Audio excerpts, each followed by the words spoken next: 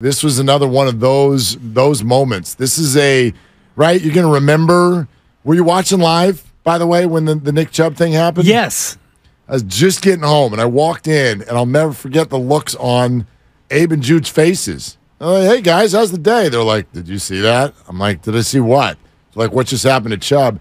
And, it's a football game. She's like, oh, darn, did he get hurt? Sure. Because someone, I think, got him. Stinger. Well, someone's got him on their fantasy team. Rolled ankle. Oh, bummer. Yeah, well, let's. And they're like, no, Dad. Yeah. No. This is one of those. And I'm like, oh, God. And then you see the highlight. And, so let's bring in Doc Pandya and get the latest. Time for Cleared to Play. Take you inside the tent, get you updated on the latest injuries in the Bay. Proud to partner with UCSF Health on this segment and bring in Associate Professor of Orthopedic Surgery, Dr. Nirav Pandya. Doc, always great to have you. Thank you so much. Is that a career threatener, what's going on with Nick Chubb? Yeah, absolutely. I mean, I think people also forget, he had a similar injury to that same knee back when he was at Georgia, I think 2015, 2016. So the fact he made it back once is pretty remarkable, but for that kind of injury to come back and play at the running back position, obviously I'm not going to put, anything out of possibility, but that type of injury where you're thinking of multiple ligaments damage, a lot of cartilage damage, it's going to be a hard road back, particularly since it's a second injury to that knee where he had something similar happen back in college. And it's multiple ligaments, and I know that there are 5 ligaments in the knee. In terms of the worst ones to injure, Doc, which ones would it be? Because we talk a lot about ACL and MCL. Those seem to be pretty, garden variety would cheapen the severity of it, and I've had a couple of those myself. But which injury do you not want to have in terms of those ligaments?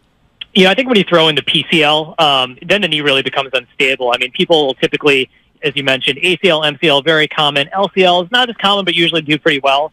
It's that PCL. When you get that involved, that really means the knee is completely unstable. It's a much harder surgery to do as well, too. It's not kind of a much more standard kind of ACL, MCL surgery. So that PCL is involved. That adds just a degree of difficulty to any kind of surgery that he gets done, as well as prognosis long-term in terms of, is that knee going to be ready to go to, we're talking about even working out, not to mention playing football.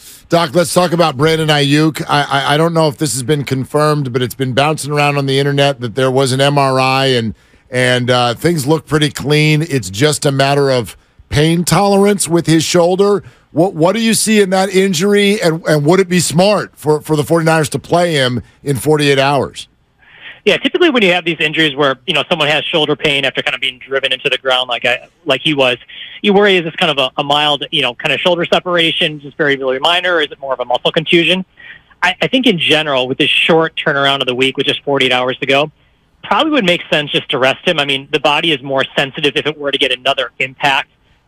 48 to 72 hours again, as opposed to having a whole week to recover.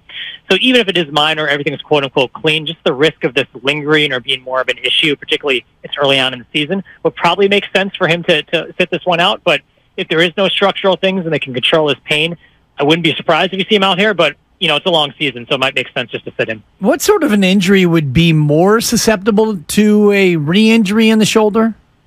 Probably a shoulder separation, like an AC joint injury.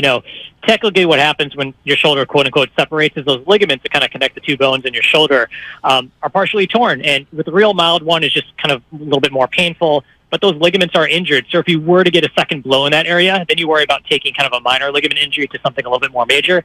And then you're thinking about 4 to 6 weeks in terms of recovery. Doc Pandya with us cleared to play. Also in this game on Thursday night, a lot of eyes on Saquon Barkley. The word was out over the weekend that whether it's a mild high ankle sprain or just a really bad regular ankle sprain, it was probably going to be 2 to 3 weeks. Suddenly the Giants this morning are saying they will not rule him out of this game. What do you think about Saquon's injury and what that prognosis is? Yeah, I think it was Adam Schefter kind of tweeted out and said this is a quote-unquote ordinary ankle sprain, which for me means probably it was a low ankle sprain if we're kind of interpreting his tweet a little bit more. And the fact that the Giants are saying, there's a possibility he may potentially play. I think in general, if it is kind of your garden variety low ankle sprain where it involves kind of the ligaments on the outside, if he's not super swollen, he's not super painful, then there is a possibility he could play. But the question is, can he really be impactful? I mean, if he still has some swelling down there and that ankle's not fully stable, will he be able to play? So once again, I wouldn't be surprised if he's out there, if it's quote-unquote an ordinary ankle sprain. But my concern was it did look like a high ankle sprain over the weekend, and suddenly he's out there potentially going to play. It may just be some gamemanship. because even with the low ankle sprain, 3-4 days to turn that around is a little bit tight in terms of getting a running back out there on the field. And especially based on his position, right, Doc? I mean, Joe Burrow's got the calf, and it feels like they've been a little bit more liberal with letting him play based on the mobility of a quarterback versus an ankle on a running back. Yeah, absolutely. I mean, if for him to be effective at the NFL with all these linemen, like, yeah, he could go out there and play, but is he just going to average 2 yards a carry and be completely ineffective? So absolutely, even though he may be quote-unquote cleared, whether he'll be effective is the bigger question, and it sounds like it'd be tough for him to do that. Doc, what do you think the next month of play looks like for Joe Burrow? Right? He doesn't look right, and then he aggravated it, and so this is a calf injury, which I keep hearing that lingers. What's the right thing to do Monday, and what does this look like into October?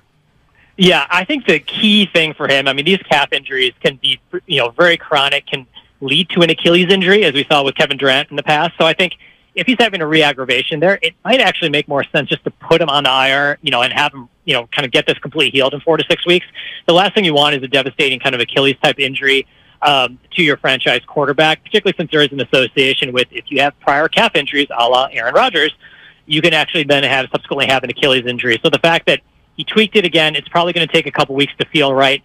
Yes, you can do treatment, you can do things to make it feel better, but especially with calf injuries for an athlete, if he's planting, he's running, is he going to hesitate? Is he not going to throw the same way because he's worried about this happening again? Might make sense to shut him down for a period of time to get this fully healed up, particularly since it's early in the season. Are all calf injuries treated differently? In other words, Doc, are there such things as a high calf injury that's not then indicative of an Achilles injury, or are all of them tending toward, if it's a calf, then your Achilles is in jeopardy? No, you're absolutely right. If it is higher up, so the farther away you get from the Achilles tendon, so if it's more in the muscle belly, you get a little bit less worried about that. So a higher calf injury, less worried, less risk of having that Achilles issue. But as you get lower down where those muscles kind of transition into tendon, it's an area that doesn't have good blood flow, much more susceptible to a severe injury, and also more susceptible to have an injury that lasts longer. You definitely worry about that. So if that is where it is, and I'm sure they're probably getting MRIs and other things on Joe Burrow, then you may be like, look, let's rest this. This is more serious as opposed to a higher up injury where you're like, look, it's more muscle-based. We can kind of push through this and not worry about this lingering and causing a larger injury. Doc Pandya with us, 95.7 The Game. Doc, I'm going to throw you a curveball right now. You ready for this? I'm ready. Okay, this is not something that we've forewarned one another about because it just broke. Shohei Ohtani has had the surgery on his arm. There was the talk that he probably would get it. We didn't know for sure, but it just broke that he has had the surgery on his elbow. This is the second time. So what does that mean for his pitching future? Right. So the good news, even when you look at UCLs or Tommy Johns that are done a second time, 70 to 80% of pitchers still will come back. There's still pretty good data for kind of quote unquote a revision surgery. What you do see change in pitchers after that is how much they can pitch and what role they're pitching. So whereas Ohtani was potentially, throwing 4, 5, 6 innings, is this going to mean that you're going to see him more in a 1 or 2 inning stint? And then you throw in this curveball of him also being a batter. So do you really want him to stress his elbow and then go out and bat as well too? So I do think that there is a high likelihood that he can come back and pitch.